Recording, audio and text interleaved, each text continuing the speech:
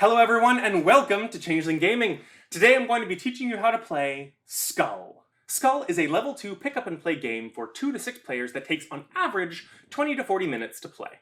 In Skull, we'll try to avoid revealing skulls and disturbing the ancestors they belonged to by only revealing exotic and beautiful flowers, all while bluffing our opponents into angering the ancestors and revealing skulls themselves. It's a quick and easy game of bluffing and deduction amongst friends with some truly beautiful art. Setup. Each player selects a color and receives the matching set of tiles. Each set of tiles includes a square mat, 3 round flower tiles, and 1 round skull tile. Everyone places their mat on the table in front of them. The side without the black two-tone colors face up. There are little skulls in the corners of the side that starts face up. The 4 other round tiles form the player's starting hand of tiles. How to play. Skull is played in 2 phases, the bidding phase and then the challenge phase. The goal is to either successfully challenge twice or to be the last player standing. In the bidding phase, everyone must first place one of their round tiles in their hand face down, starting to the left of the first player and going around clockwise back to the first player, who is the last to place their first tile. After everyone has played their first tile, the first player has a choice. They can either play an additional tile, or bid on how many tiles they think they can flip without revealing a skull. If a player does not have any tiles to increase with, then they must issue a bid. If they play an additional tile, play then moves to the next player, who must either play a tile or bid, and this process continues around clockwise. As soon as a player has made a bid, no one can add any additional tiles to their stacks. Instead, the next player must either bid a higher value than the current bid, or pass. Once a player passes, they can no longer enter the bidding process.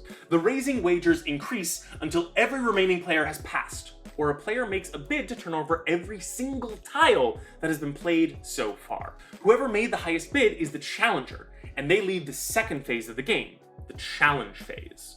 Here, the player must flip over a number of tiles equal to their bid from all the stacks available around the table, but they must start with their own.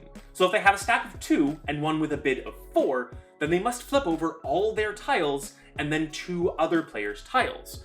But if they have a stack of 3 and win with a bid of 2, then they must only reveal the first 2 tiles in their own stack. When determining which tiles to reveal, a player must flip them in order from top to bottom.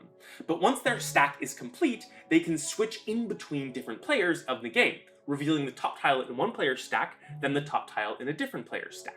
If the challenging player successfully turns over a number of tiles equal to their bid without encountering a skull, then they have won that challenge. They get to flip over their mat to its black two-tone side, and if they complete a second challenge, they immediately win. If a player does reveal a skull though, then there are consequences. If the skull revealed belonged to another player, then that player chooses one of the tiles at random from the challenger's hand. The challenger must set that tile aside, reducing the size of their hand and the options that are available to them permanently. If the skull revealed was the player's own, then they secretly decide which of their tiles to keep and which tile to lose. If a player ever loses their last tile, then they are out of the game. If everyone else loses, the last remaining player wins.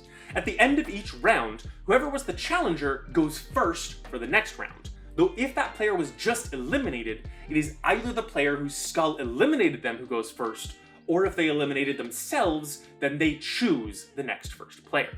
So go out and trick your friends into revealing your skull while you read them like books to find their flowers, so that you can prove your superiority in Skull. If you have any questions about the game, feel free to pose them in the comments below, or take a look to see if someone else has already answered it down there, and be sure to thank them if they have. If you want to learn more about what our ranking system means, check out this video here. And if you want to learn how to play more games, check out our playlist here. And remember, keep changing, keep gaming, have fun.